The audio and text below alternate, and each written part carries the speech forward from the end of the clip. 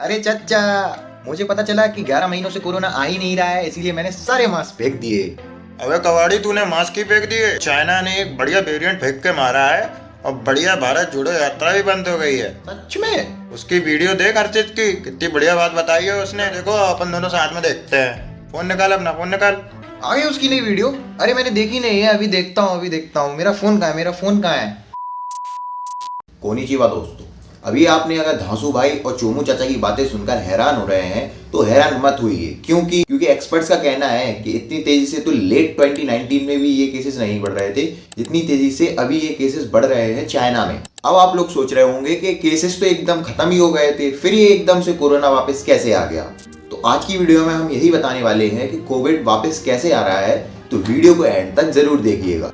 अब जैसे लेट 2019 में कोविड-19 जैसी बीमारी आई थी तो चाइना ने पूरी दुनिया को अंधेरे में रखा था और किसी को खबर तक नहीं होने दी थी कि आखिर चाइना में चल क्या रहा है। 8 फरवरी 2020 में कोरोना ने इंडिया में भी एंट्री ले ली और कितनी क्रिटिकल और क्रूशियल सिचुएशन बन गई थी। और इसके पीछे जो चाइना की लैक ऑफ ट्रांसपेरेंसी है उसकी वजह से पूरी दुनिया को पैंडेमिक झेलना पड़ा। बट सेम वही चीजें रिपीट हो रही है। पहला, चाइना पूरी दुनिया से केसेस छुपा रहा है। दूसरा, प्राइवेटली टेम्पररी हॉस्पिटल बेड्स की अरेंजमेंट की जा रही है चाइना में। तीसरा, इससे हमें ये पता चलता है कि चाइना में पैंडेमिक वापस से बढ़ रहा है और अदर कंट्रीज को ऐसा इसीलिए लगता है क्योंकि चाइना ने जो डेटा दिया है वो पिछले मंथ के डेटा से बिल्कुल ही हमें भटकाता है। मैं आपको कुछ एग्जाम्पल्स भी दिखाता हूँ। मंडे को चाइना ने कहा कि हमारे यहाँ सिर्फ 5 ही डेथ्स हुई है, बट जब एक्सपर्ट्स ने पता लगाया और चाइना के हेल्थ मिनिस्टर से बात की तो पता चला कि उधर पे 5000 से 6000 के बीच में डेथ्स हो चुकी हैं मंडे से अभी तक। दूसरा, अगली स्टेटमेंट में चाइना कहता है हमारे यहाँ सिर्फ 2700 न्यू केसेस आए हैं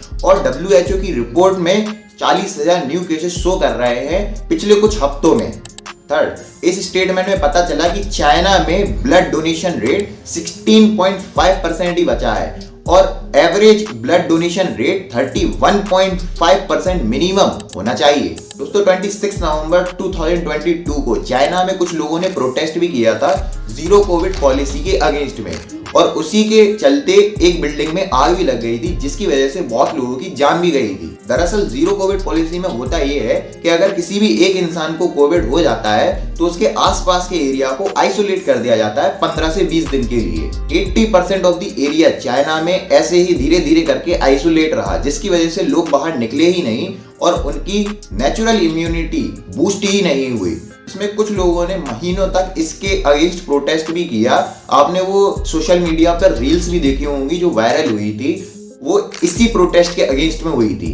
अब एक टाइम के लिए ये पॉलिसी लोगों की सेफ्टी के लिए तो ठीक है, बट लॉन्ग टर्म के लिए ये पॉलिसी ज्यादा काम करी नहीं क्योंकि जब लोग बाहर निकले ही नहीं और उनकी नेचुरल इम्यूनिटी प्रोड्यूस ही नहीं हुई है कभी। इसके कंपैरिजन में इंडिया, अमेरिका, श्रीलंका और बहुत सारी कंट्रीज में लोग घूम पा रहे थे विदाउट मास्क के भी पब्लिक प्लेसेस में। चाइना में ये जो नया वेरिएंट आया है VF7, ये ओमिक्रॉन का सब वेरिएंट है। ओमिक्रॉन के ऐसे 500 सब वेरिएंट निकले हैं जिसमें से एक ये VF7 सब वेरिएंट है। यूएस में 5%, यूके में 7% और इंडिया में भी कुछ इसके केसेस देखने को मिल रहे हैं। WHO का कहना है कि VF7 इतना ज्यादा डेंजरस वेरिएंट नहीं है, बट हमें उससे ज्यादा इस चीज से अवेयर रहना चाहिए कि इससे जो म्यूटेशन निकलेगी वो डेंजरस या फिर रेयर हो सकती है। अब म्यूटेशन होता क्या है मैं आपको समझाता हूँ। जब एक बॉडी से दूसरी बॉडी में कभी भी ये वायरस फैलते हैं तो इतनी जल्दी ये अपना बिहेवियर चेंज नहीं करती हैं,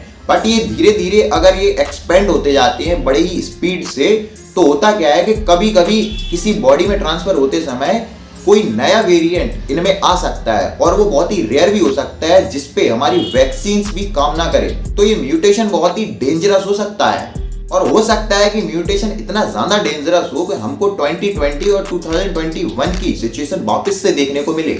और चाइना क्यों कोविड केसेस को रिकवर करने में फेल हुआ उसके पीछे का सबसे बड़ा कारण है उनकी ये वैक्सीन सिनोवैक और सिनोफार्म। ये इतनी अनइफेक्टिव वैक्सीन रही हैं कि कुछ टाइम के बाद इन वैक्सीन्स ने लोगों के ऊपर काम ही करना बंद कर दिया।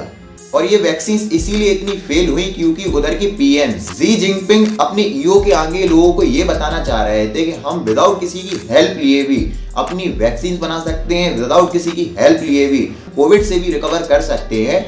बट बात यहाँ पर वही क्रूशियलिटी की आ जाती है कि लाखों करोड़ लोगों की जान रिस्क पर लगाकर अपने ईगो को सेटिस्फाई करने के लिए ये सैक्रिफाइस लोगों की डेथ से लिया गया। और आप भी इसीलिए धांसू भाई जैसी बेवकूफी ना करें और वापस से मास्क पहनना स्टार्ट कर दें और कोविड प्रिकॉशंस जो गवर्नमेंट ने पहले बताए थे उनको वापस से फॉलो करना स्टार्ट कर दें। अगर आपको इस वीडियो में कुछ भी समझ में आया हो या फिर ये वीडियो अच्छी लगी हो तो प्लीज इस वीडियो को अपने दोस्तों के साथ या अनअवेयर लोगों के साथ शेयर जरूर करें, जिससे कि ये इंफॉर्मेशन उनके पास जल्द से जल्द पहुंचे। मिलते हैं आपको अगली वीडियो में, तब तक के लिए धन्यवाद।